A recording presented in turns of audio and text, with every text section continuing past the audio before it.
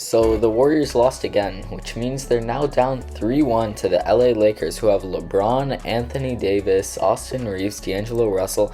Honestly, the Warriors are in a bit of a hole, and they're against LeBron, who's never blown a 3-1 lead ever in his career.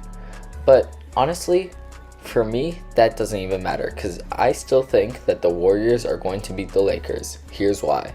First off, when the Warriors are trailing in a playoff series, they've come back 18 out of 23 of the times. That means they've only lost 5 times while trailing in a playoff series.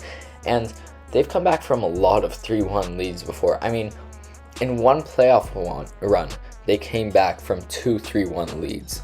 But also, the Warriors just played horrible last night. I mean, it was just a bad game from everyone except for Curry. You had Jordan Poole be an absolute bad player, I'll say it kindly, and he had 0 points that whole night with a few turnovers. Then Clay just choked down the stretch. He tried to play hero ball when Steve Kerr told him not to, and then Curry just also choked in the last few plays. Remember, the Warriors were up by 11 going into 6 minutes left on the fourth quarter. But it's not only the Warriors who played bad, it's also the Lakers who just played better than how they usually play. I mean, Lonnie Walker turned into a prime Kawhi or something.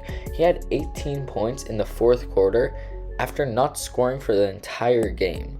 I don't think the series is lost yet, but if Jordan Poole, Klay Thompson, Draymond Green, and just about everyone else on the Warriors team plays like that again, and especially in the clutch, then the series is lost.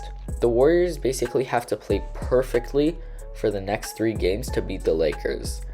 And if they're just being dumb, there's nothing to say but that they've just been playing dumb. That's not going to happen. But in case you still don't believe me that the Dubs are going to win the series, let me break down the next few games for you guys.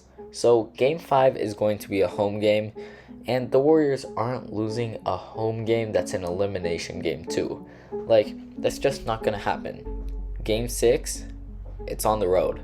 I'm honestly scared of this game. But we have Klay Thompson, and you know what happens when Klay Thompson sees that it's Game 6? It's Game 6 Klay time. And Klay in Game 6, well, I'm just going to pull up the career averages for Game 6s. I mean, the stats kind of look underwhelming when you look at it first, right? Only 20 points per game for a Game 6. But actually, it's kind of misleading, because Klay in a few of these games was injured. And that's where all the bad stuff comes. His last Game 6, he had 22 points. The one before that, which was the NBA Finals, he only had 12. But we all know that Steph Curry had a complete masterclass in that game, and Klay didn't have to do anything. And I mean, apart from that, he has his 41-point game back in 2016, but he's been incredibly consistent on Game 6s. So, I mean, once Game 6 is over, well, what's for Game 7? Well, Game 7 is another home game. And this one will be kind of scary for the Warriors, because you have some great players on your team, but you're also playing the greatest player of all time, LeBron James. So, I mean, on this one, I say it's a 50-50 for who wins in Game 7. But, I mean, I think that the Warriors' championship DNA and their shooting and their style of play will just come out on top over the Lakers. But you don't have to agree with me. Tell me who you think is going to win this series in the comments. And I'll see you guys in the next video. Peace.